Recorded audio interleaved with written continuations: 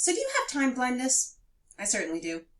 It's apparently quite common with the neurodiverse, which means if I'm not actually looking at a clock, I can't tell if the time passing is 2 minutes, 2 hours, or 2 days.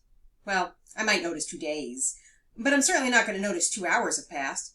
So when other people give me writing advice, like write 45 minutes a day, I have no idea how long that is, really. Not unless I'm constantly staring at a clock. And if I am constantly staring at a clock, I'm not getting much writing done. And yes, I could set a timer, but it's stressful waiting for it to go off and jarring when it finally does. And that also doesn't get much writing done.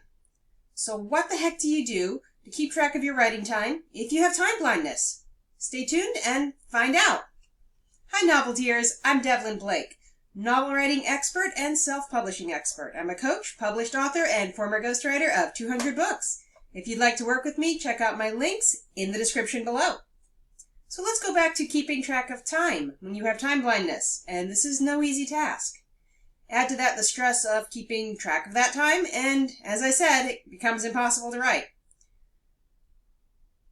But not keeping track of time at all results in completely losing track of time, missing appointments, job time starts, kid pickups, and so on. So basically, if you don't keep track of time, your life falls apart.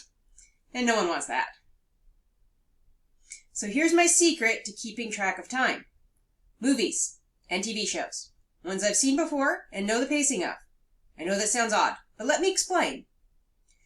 Shows come in 3 basic sizes. 23 minutes, for like a sitcom, 45 minutes, and 90 minutes. Sometimes a movie is like 120 minutes, but they're not that common. Now the shortest of the bunch, obviously, is the half-hour comedy. The middle is usually saved for an hour-long drama, while the 90-ish minutes is usually the length of a typical movie. Unless you're watching Harry Potter. But of course, now that you know how long each one is, choose one of your favorite shows, and it does have to be a show you've seen before, and choose an option from your streaming app and put it on in the background while you write. This works for 2 reasons. 1, it's fake body doubling. If you're neurodiverse, body doubling might actually work for you, which means you can get more work done with someone around as long as they aren't talking to you. And screens can fulfill that need to body double. The second reason is the pacing. By picking something you've seen before, you know subconsciously how much more time you have before this episode of the show ends. Then, when the show ends, your writing time is done.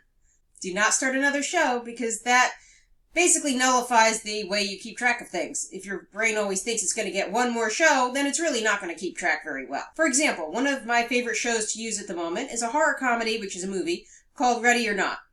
And it's somewhat standard fare for a horror movie, about 95 minutes long. I know the pacing on that movie, and I know by the time they get to the scene with the goat pit, which I'm not going to explain right now, I know I need to start wrapping it up because the goat pit means the movie is almost over.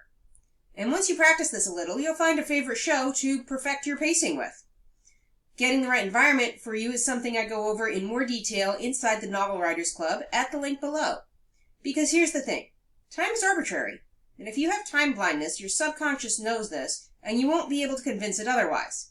So a number like 95 minutes of writing time has no meaning. Timers don't work because you either keep looking at them or you forget they exist entirely. But what's not arbitrary is the length of a show. That's why to keep track of your writing time, and to know when it's almost up, pick your favorite show of the right length and write to it. Just keep it on in the background. This is just one of the productivity tips I have inside my Novel Writers Club. If you'd like to learn more about it, click at the link below.